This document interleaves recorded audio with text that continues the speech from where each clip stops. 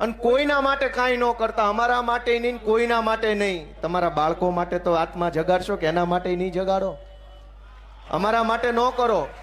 આજ આપણા છોકરાને આ ભાજપની સરકાર ડ્રગ્સના દૂષણની અંદર ભરાવી દીધું.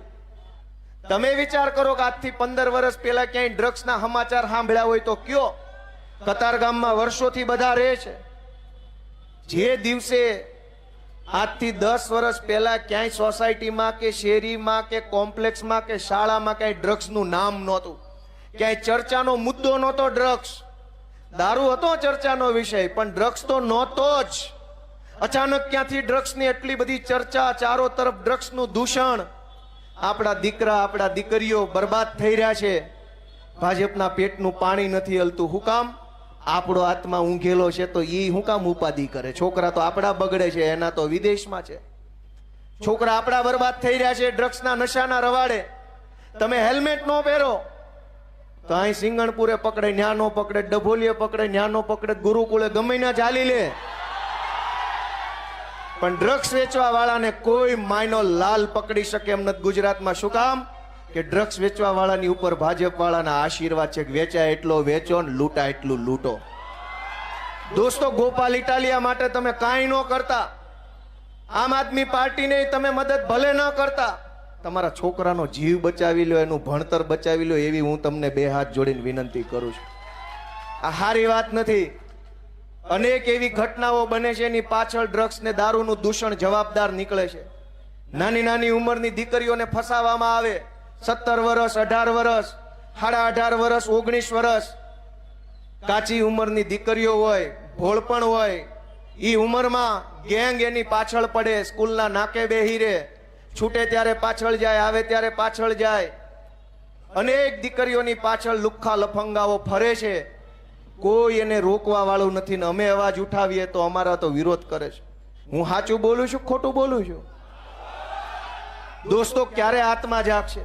ચૂંટણીઓ ઉપર ચૂંટણીઓ આવે છે, આપણે આપણી દીકરાની ચિંતા કરતા નથી, દીકરીની ચિંતા કરતા નથી, ધંધાની ચિંતા કરતા નથી. 4 પૈસાના ભાજપના નેતાની વાહે બટન દબાઈ દબાઈ દબાઈ દબાઈ કરીએ. દોસ્તો, ક્યારેક તો આપણા દીકરા દીકરી ઉપર મત આપો. અમને ન દેતા, જેને દો એને દો, પણ મનમાં તમારા દીકરા અને દીકરીનું ભવિષ્ય નક્કી રાખીને બટન દબાવો ને, એવી મારી લાગણી છે. અને ગમે એને, ભલે ગોપાલ ઇટાલિયન નો દો, પણ બટન દબાવતી વખતે તમારો દીકરા અને દીકરીનો ચહેરો મગજમાં હોય, અને ચહેરો જોતા જોતા જેનું બટન દબાવો ને બટન તમને સુખી કરશે. દોસ્તો, બાકી ગમે એમ બટન ન દબાવો.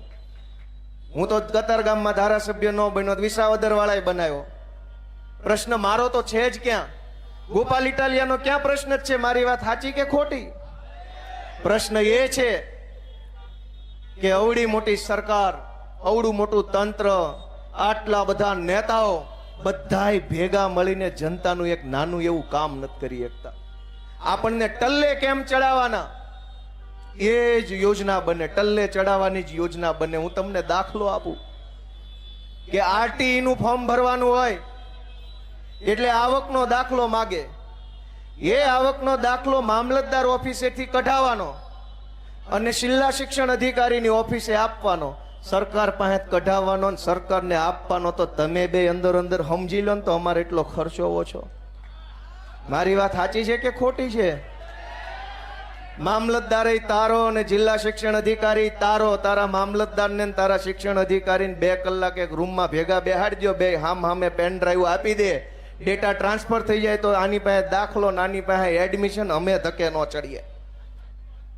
રત્નદીપ યોજનાનો ડાયમંડના રત્ન કલાકારોએ લાભ લેવો હોય તો આવકનો દાખલો, આ દાખલો, બધા દાખલા સરકાર પાસેથી કઢાવવાના ને પાછા સરકારને દેવાના. એનો અર્થ એવો થયો કે રમેશભાઈ પાસેથી દાખલો કઢાવીને રમેશભાઈના હગા ભાઈને આપવાનો, ગવર્મેન્ટ યોજના લાભ આપો. તો તું રમેશભાઈ સમજી લો ને તો અમારે 2000 ની ઉપાધિ નહીં. પણ દોસ્તો, આપણો આત્મા ઊંઘેલો છે તો સરકાર શું કામ આપણી ચિંતા કરે? જ્યારે આપણે પોતે જ આપણી ચિંતા કરવા તૈયાર નથી, આપણે પોતે જ આપણા છોકરાનું સારું વિચારવા તૈયાર નથી, તો ભાજપ વાળાએ ક્યાં આપણા છોકરાનો ઠેકો લીધો છે? આપણા છોકરાના ભણતરની, દવાખાનાની ચિંતા આપણને નથી, તો કૃષિ મંત્રીને કે આરોગ્ય મંત્રીને શું કામ હોવી જોઈએ? આપણા છોકરાનું ખરાબ થઈ રહ્યું છે કે સારું થઈ રહ્યું એ ચિંતા આપણને નથી, તો ગૃહમંત્રીએ ક્યાં આપણા છોકરાનો ઠેકો લીધો? એ તો એમ જ વિચારે ને તમે પેદા કર્યા તમે જાણો. દોસ્તો, આપણે પહેલા આપણો આત્મા જગાડવો પડશે.